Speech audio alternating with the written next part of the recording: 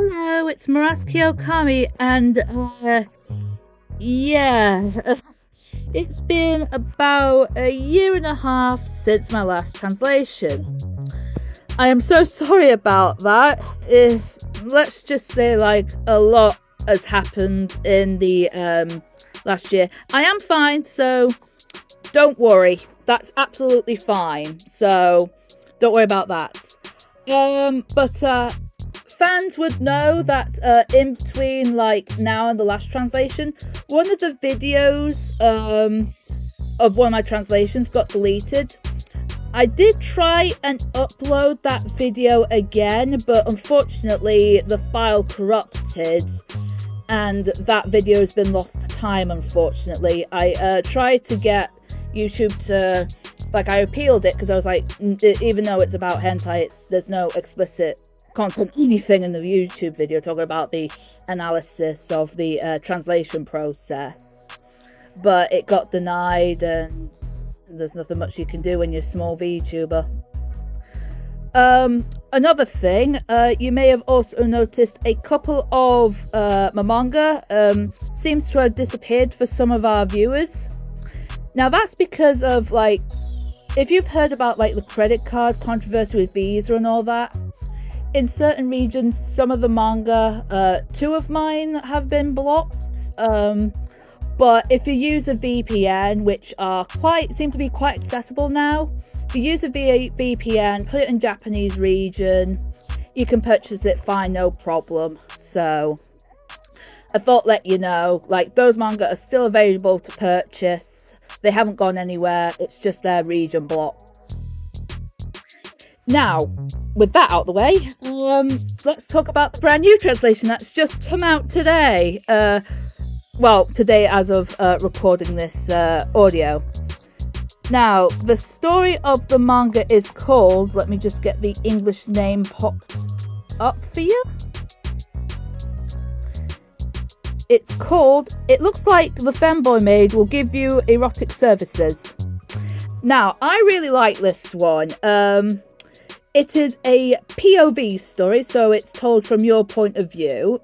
And what's really good about this one is that you don't actually see, like, the POV person's body, or when you see it, it's, like, really obscured, so you can't really tell, like, the body type of you, so it makes it really easy to self-insert.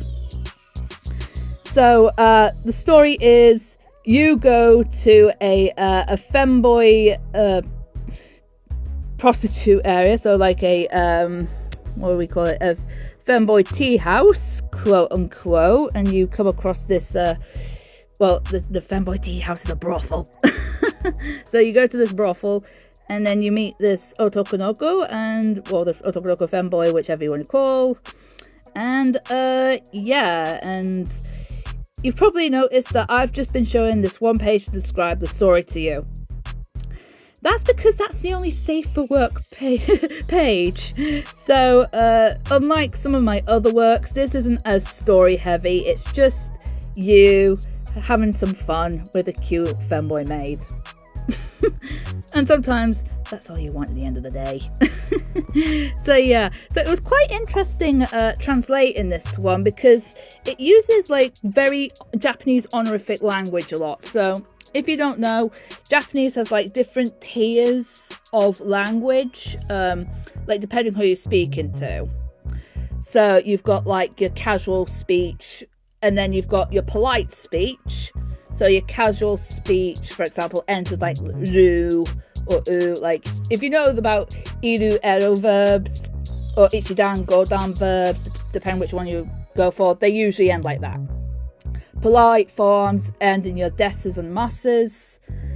And then polite speech, that's a whole language unto itself.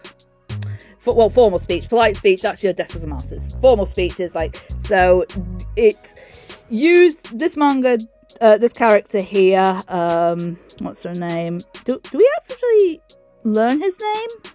Do we ever learn? I don't. Oh wait, yes we do. I'm sorry. Yeah, we never learn this fanboy's name. Yeah, it's one of them where the characters don't actually have names. So yeah, so when you're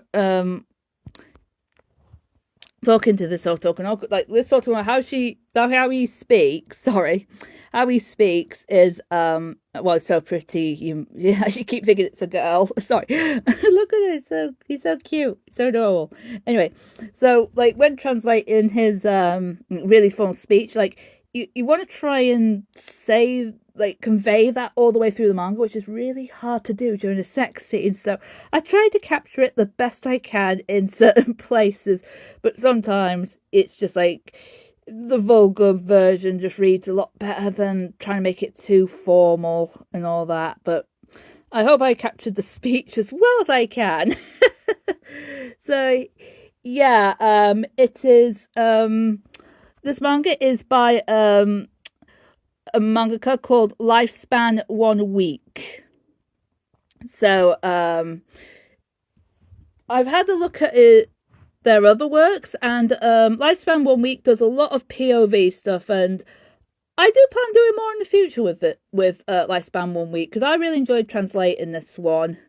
Yeah, even though like the formal language, I was like, ugh, but it's like really interesting to translate, because I think from what I remember, the other translation I've done, they don't use that sort of formal language. Even Drag Van Beck's MAID, like, you know, he's quite prim and proper. He still doesn't use as formal language as this FEMBOY here.